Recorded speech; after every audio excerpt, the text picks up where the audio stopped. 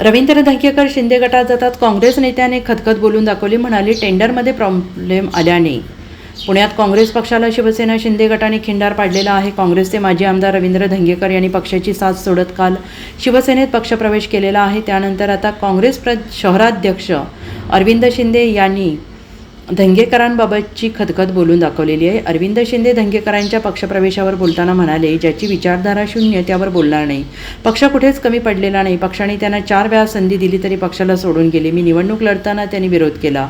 पक्षाने 3 वर्षात निष्ठावंत कार्यकर्त्यांना डावलून 4 वेळा संधी दिली. ज्या दिवशी ते आमदार झाले त्यानंतर कधीच पक्षाचा झेंडा त्यांनी हातात घेतला नाही. खालच्या थराला जाऊन राजकारण करणाऱ्या लोकांविषयी बोलणार नाही.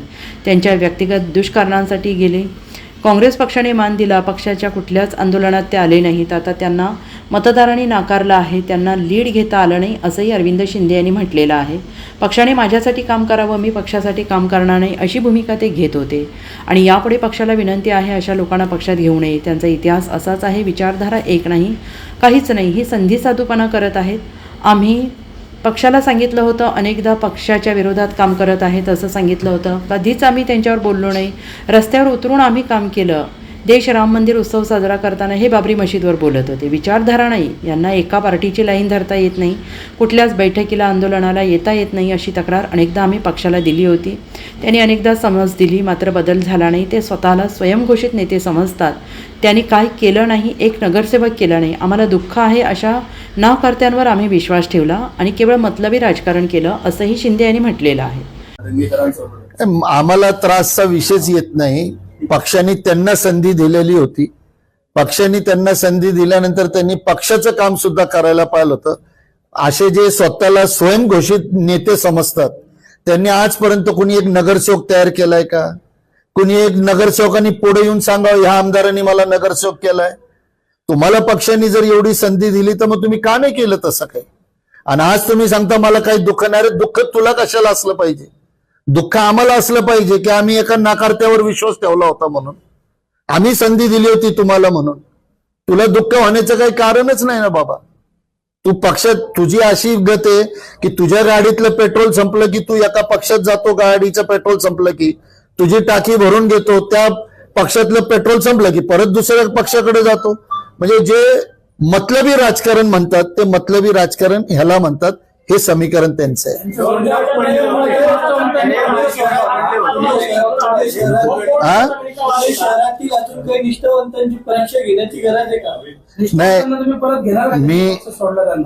नाही, ते ज्यांनी पक्ष सोडला, ज्यांनी पक्षाचं ऐकलं नाही, हा प्रदेश काँग्रेस कमिटीचा अधिकार आहे. त्यांनी त्यावेळेला पक्षाचं ऐकलंच पाहिलं होतं. मी आजही त्या मताच आहे. त्यांच्यासाठी नाही तर पक्षाने उमेदवारी एकदा जाहीर दिली की तुम्ही पक्षाचं ऐकलं पाहिजे. आज जे मी आपण परत मला विषय विचारता की का गेले म्हणून, का गेले आपल्याला माहित नाही का?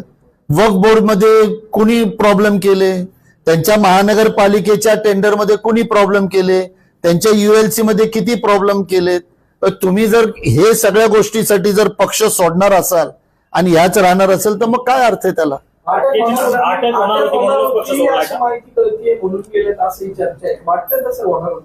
100%. आणि मी आपल्याला एक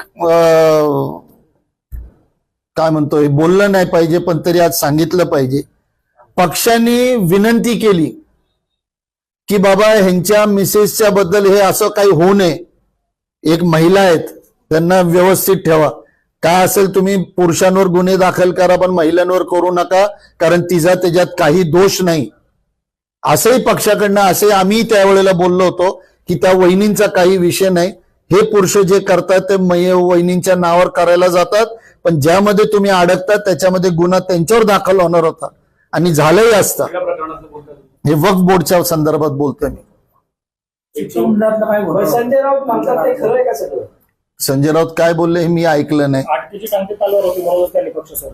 100. तेव्हा आता मी तुम्हाला तो सांगतोयच ना की जे काही प्रकरणामध्ये त्यांनी केलेलं होतं, म्हणून मी एकच वाक्य वापरलं की आम मतलबासाठी किंवा स्वतःच्या फायद्यासाठी जे राजकारण करतात त्यावेळेला तुम्ही अशा अडचणीत सापडता. 30 वर्ष 32 वर्ष तर आम्ही नगरसेवक राहिलो, तुम्ही राहिले. आपण सांगा मला 2017 पासून महानगरपालिकेच्या सभागृहामध्ये काँग्रेस पक्षाचा कोणता मुद्दा उचलून हे बोलले असतील?